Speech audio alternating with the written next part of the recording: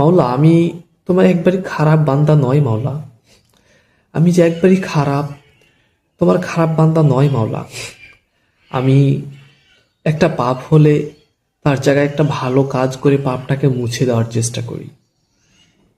আমার একটা পাপ হয়ে গেলে আমি বারবার পিছনে ফিরে তাকাই।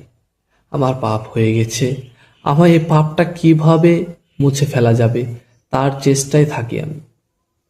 আল্লাহ গো, পৃথিবীতে সবাই সবাই স্বার্থ খোঁজে, এটা তো পৃথিবীর নিয়ম। কিন্তু আমি নিজের স্বার্থকে ভুলুণ্ঠিত করে অন্যের স্বার্থ হাসিলের জন্য অনেক অপমানিত হয়েছি। আমি অভিভাবক ছাড়া একজন মানুষ, কিন্তু আমি কখনো নিজেকে অভিভাবক ছাড়া মনে করিনি, কারণ সবসময় তুমি আমার পাশে আছো মাওলা। আমি তোমাকেই অভিভাবক মনে করেছি। আমার বিপদে আপদে সদা সর্বদাই তোমার কাছে চেয়েছি, তোমাকেই ডেকেছি।